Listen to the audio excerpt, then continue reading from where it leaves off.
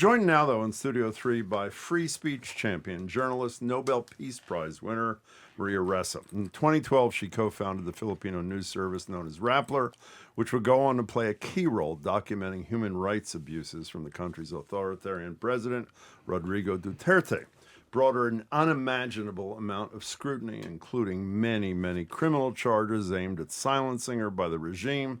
But she wasn't and hasn't been silenced. Here's just a little sound from her Nobel Prize-winning acceptance speech. We're at a sliding door moment where we can continue down the path we're on and descend further into fascism. Or we can choose to fight for a better world. To do that, please ask yourself, what are you willing to sacrifice for the truth? Maria Ressa is the CEO and co-founder of Rappler, is also professor of professional practice at the School of International and Public Affairs at Columbia, and has been a distinguished fellow at Columbia's Institute of Global Politics, and she's author of How to Stand Up to a Dictator, which it appears many institutional leaders in this country have failed to read. Maria, it is an honor to have you here. Thanks so much for your time. So glad to be here with you both. Great. Well, Maria, we'll get back in a couple of minutes to all of what we have not been willing to sacrifice here in the United States for the truth. But just for people that don't know the whole backstory, talk about what life was like when you got into hot water with Duterte in the Philippines. Oh my gosh. So first of all, I feel like what I'm living through today in America is like deja vu, and I have PTSD, so it's like, what did we live through? Exponential attacks on social media, weaponized social media. Free speech used to stifle free speech. I was getting an average of 90 hate messages per hour, and it would astroturf and seed the meta-narrative that was used a year later to begin legal. So the weaponization of the law. So 2016, attacks on social media. 2017, 21 investigations by my government into our Rappler is about 120 people. And then after 2017, 2018 was the beginning of our SEC tried to shut us down in January of 2018. I stupidly called a press conference and forgot to tell our lawyers, which was the best thing possible. No, but that's 2018. 2019 was my year of arrests. More than 10 arrest warrants in a little over a year. 2020, I was convicted of cyber libel. 2021, the Nobel Prize. And that reminded me that doing the right thing is the right thing. And 2022 was when we filed. So I have now, it's almost a decade later, but I have, out of the 10 criminal charges, we have won 8 of them.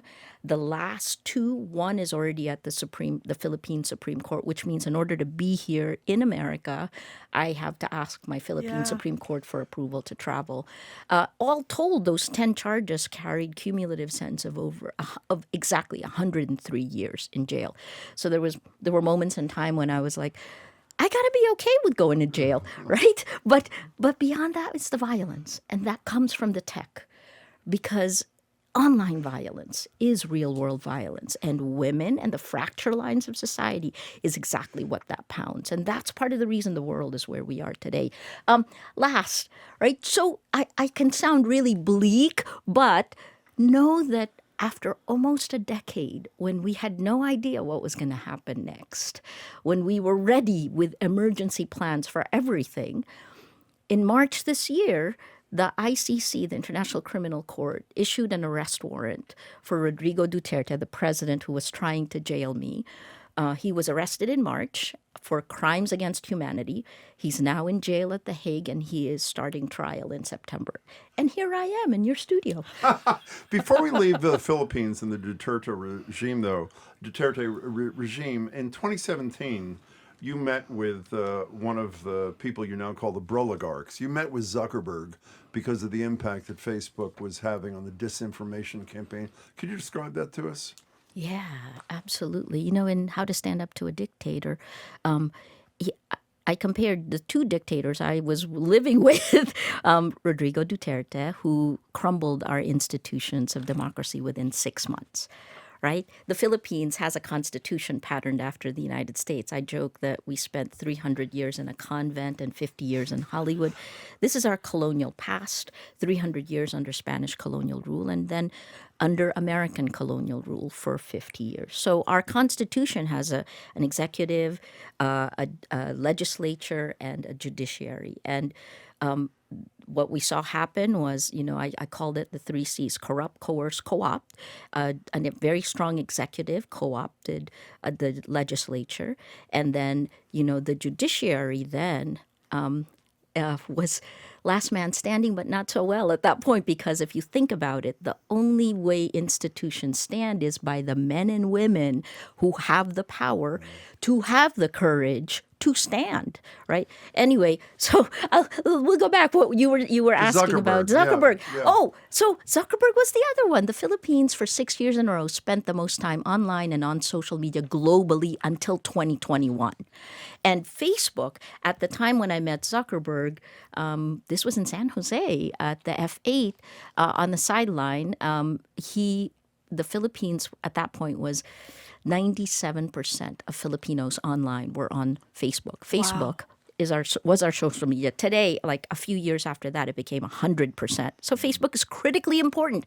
I invited him to come to the Philippines, and I told him, at the 93% of us are on Facebook. Facebook can do tremendous good. He frowned a little bit, and I was thinking, did I say the wrong thing? And then he asked me, Maria, where are the other 3%? Yeah. So I believe that one. So who's the bigger dictator who was never elected? Mark Zuckerberg. And what was the message you were trying to convey to Mark Zuckerberg about the role of Facebook? That it could do tremendous good. But, you ran the clip from the Nobel lecture in 2021, and we did not do anything. Right? If anything, those 3 Ds, you saw that. I think this was the New York Times that first said it: deny, deflect, distract. That's exactly what big tech has done. And we have, actually, I would say both in the physical and the virtual world, the biggest problem we face globally is whether or not rule of law still exists. Because Putin attacking Ukraine, right? These are the norms. The international rule of law is broken, and we haven't yet gotten to the point where we hold people accountable. But here in tech, even worse in terms of impunity, data privacy is largely a myth today. Right? You have been cloned if you are on any of these social media platforms. What they'll say is machine learning builds a model of you that knows you better than you know yourself. As of last year, in May last year, Consumer Reports said Facebook alone has more than 2,300 different big data sets of every person on Facebook. Mm-hmm. And we haven't even touched X and X after Twitter and the other parts, TikTok. But anyway, so that's the point. Data privacy. Data is everything. And the human rights we deserve in the physical world, we deserve in the virtual world. So get back to your first comment, Maria Ressa. Is Trump Duterte writ large? Duterte was Trump before Trump was Trump. Sorry. I mean, from my part of the world, right? And what you're seeing, I said this at the beginning, it's a little bit like deja vu and PTSD combined, because these are the ways democracy slides, right? It's first technology as an enabler and as an accelerant. I've said this over and over, the 3 things, because the design of social media prioritizes the spread of lies over facts. And if you use fear, anger, and hate in 2017 numbers in the Philippines, it spread 10 times faster, right? So without facts, you can't have truth. Without truth, you can't have trust. The only government that exists without trust is a dictatorship, right? But beyond that, we don't have a shared reality. Democracy happens in a shared reality. We have to listen as much as scream. And now we're challenging whether climate change exists officially, but also beyond that, you can't have journalism. You can't think slow, you cannot have democracy. So, yeah. You did an interview on Democracy Now. It's obviously relevant to this. Right after you'd come back from an international journalism festival, could you share with us a couple of things you said there about the percentage of the world's leaders who are authoritarians, and what I believe one of the leaders of the conference had to say about the fate of democracy in our country? Yeah, absolutely. Let's say, so what tech has enabled is the manipulation at the cellular level of a democracy, right? This was what I started with in the Nobel lecture. Do we still have agency? If we're insidiously manipulated, it's hacked our biology to change the way we feel. Fear, anger, and hate, the worst of who we are. If we change the way we feel, we change the way we look at the world, we change the way we act, we change the way we vote. Right? Again, impunity, right? Segregation is illegal in the virtual world, in the physical world, but it is micro-targeting in the virtual world. So what has happened is the impact, and this is a VDEM report that was just released in Sweden in March. 72% of the world now is under authoritarian rule. We are rolled back to 1978 levels. We're literally, in democracies, electing illiberal leaders democratically. And VDEM, the leader of VDEM in Perugia at the International Journalism Festival, told us publicly that if the trends in America continue, that democracy here will die by the summer. Yeah, You just by the subscribe to that summer. yourself? It depends on Americans. Actually, I've been really surprised by, the deer in headlights. When I listen to people say, well, we'll wait till the midterms. I was like, how do you know the midterms are even going to happen? Well, here's what you talk about the comparisons between what happened in the Philippines, what happened in the United States. Duterte went after the press. He went after the court system. Obviously, Donald Trump has gone after the press, and in many cases, the press has knuckled under. When you think of ABC News not wanting to fight the president, or Paramount, which owns CBS News, going after 60 Minutes. So LA Times, Washington Post, Yeah. on and on.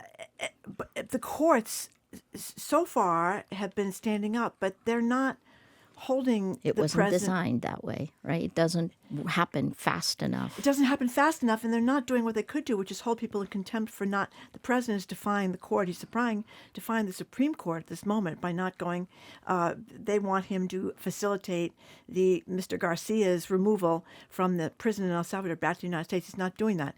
So how are the courts doing, do you think? I mean, should they be holding people in contempt faster, and maybe starting their days at 7 instead of at 10 in the I think more morning? than that, you have to look at your legislature, right? Yeah. It's the same thing that happened in the Philippines. Again, a very strong executive, those 3 C's: corrupt, coerce, co-opt. The legislature is the one that is designed to hold the executive in power in real time as possible, right? The judiciary really does work in a slower pace. And then, and here's the part that, because it works at a slower pace, this is a lesson we learned in the Philippines. The rights you lose today, you are going to have to claw back with Yes. much more than you had if you were to hold the line today. Hold the line was our phrase, because I'm an old-style journalist. I never considered myself an activist. I'm a broadcast journalist trained in CNN. I opened the Manila Bureau and the Jakarta Bureau for CNN. Yeah. But, but when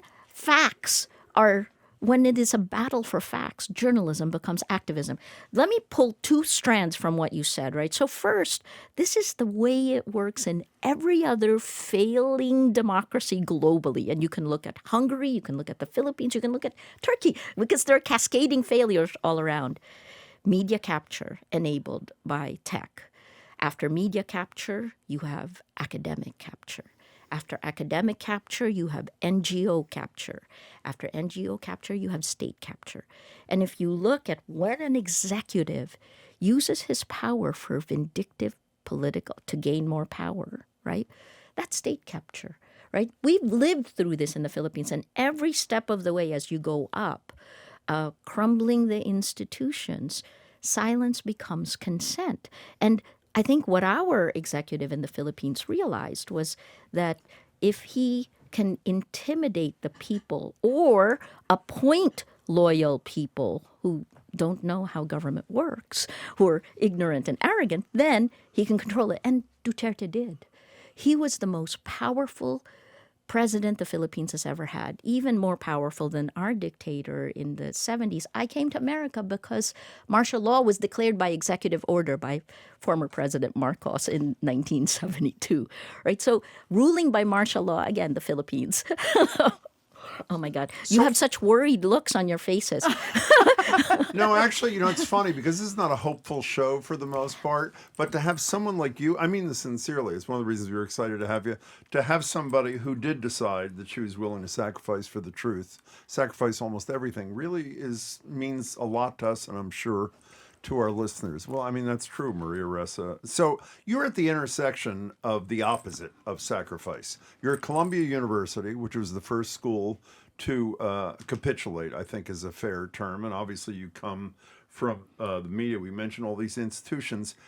What do you attribute the decisions? I don't know if there's a common thread or not.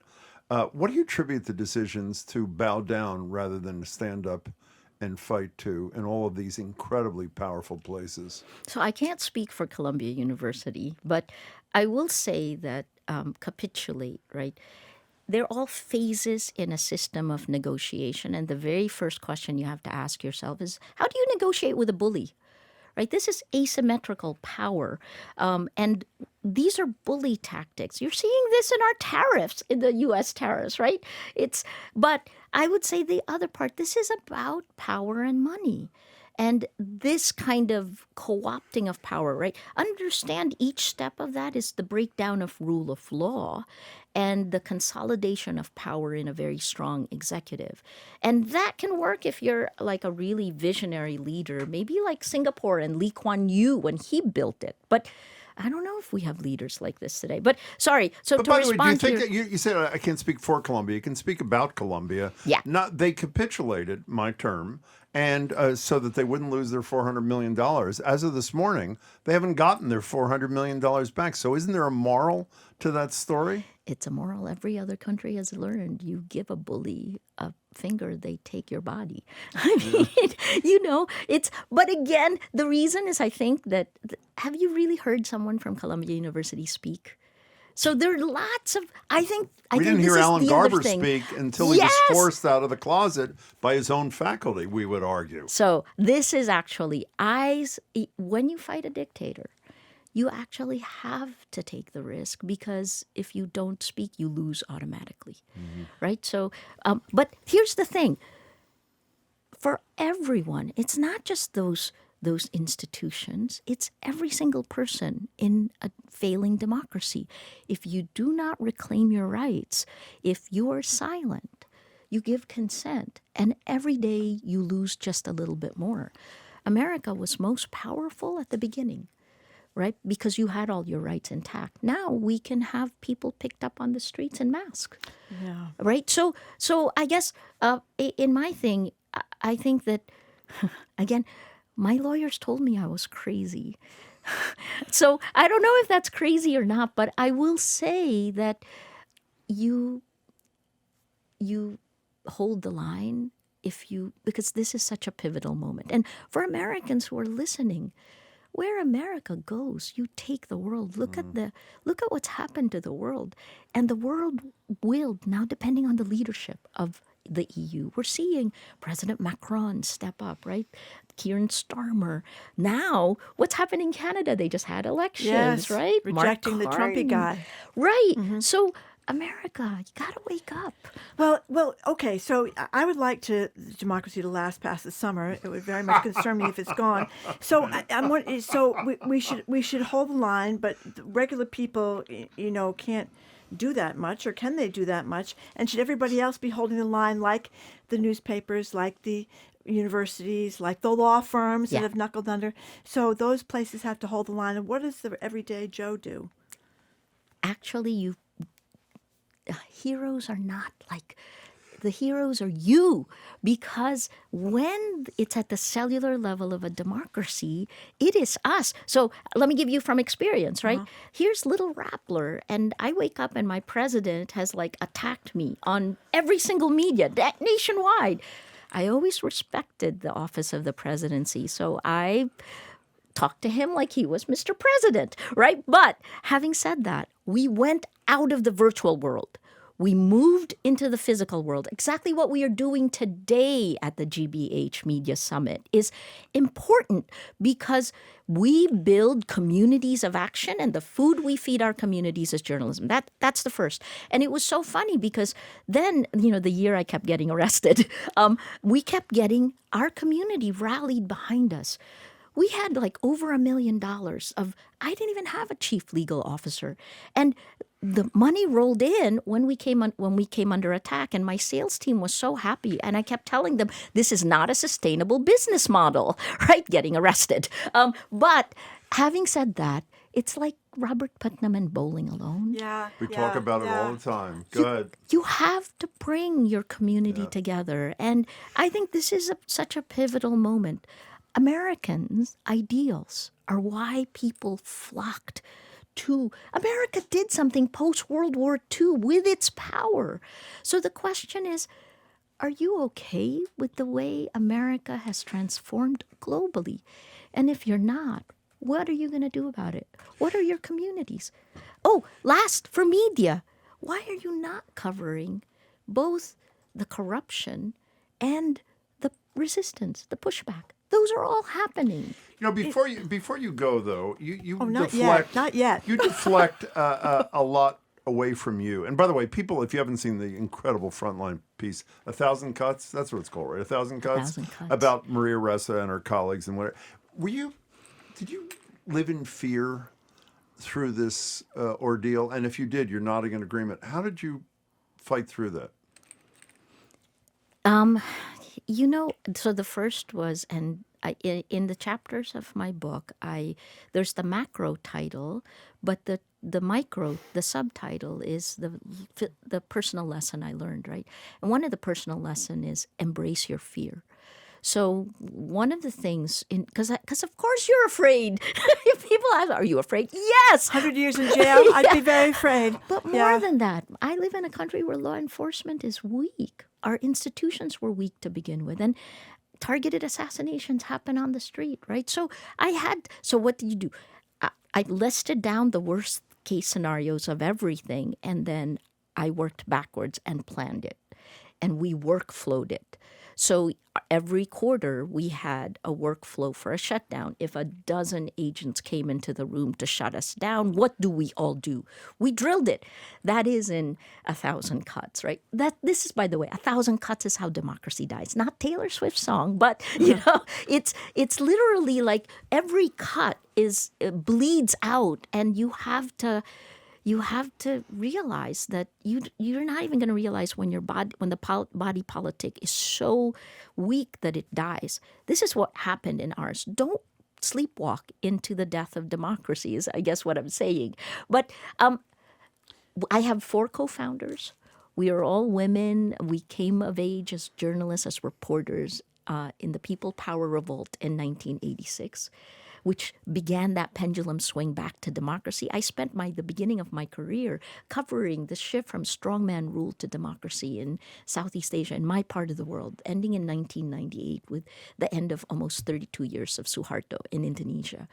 But among the 4 of us, when trust breaks down, you have to have, the 4 of us had immense trust in each other.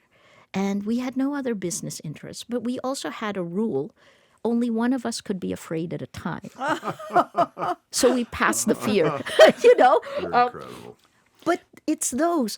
Prepare for the worst, because if you embrace your fear, you are your own worst enemy.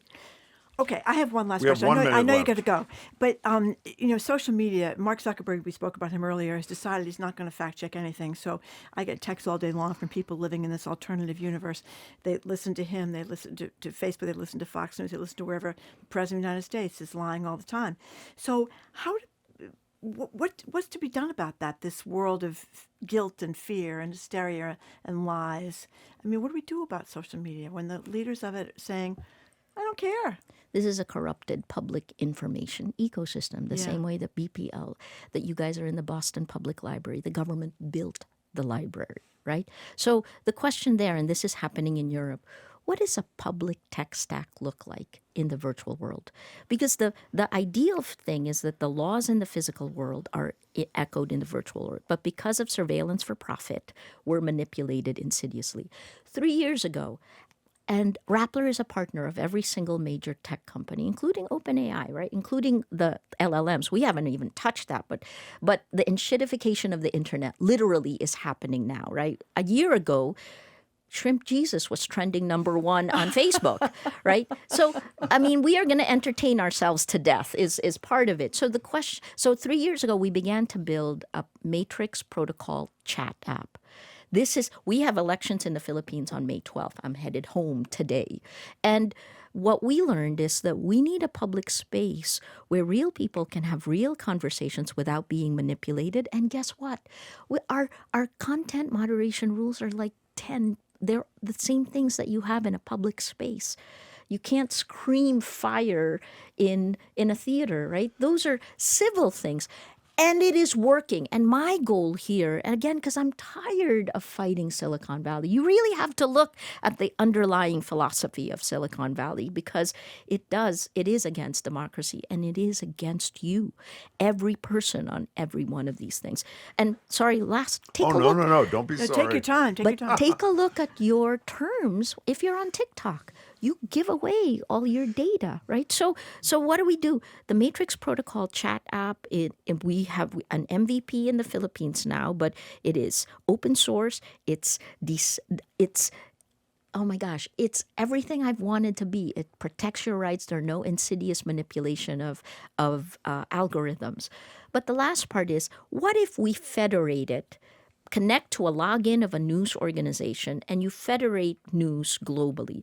I am making the bet that people cannot live in an environment where they can't tell fact from fiction. Look, the tech idea of personalization for commerce was the idea at the beginning, right? But now imagine if each of us in this room have our own personalized reality, right? Yeah. That's called an insane asylum. Literally, this is why the world is upside down. Our incentive structure is upside down. So let's restore this. That's what we're doing. We've rolled it out in the Philippines. We're about to begin building in Indonesia and then South Africa and Brazil. I'm starting in the global south. Because news organizations may not survive this time period if we stay in this corrupted public information ecosystem that Silicon Valley runs. Can you join us every day for a half hour?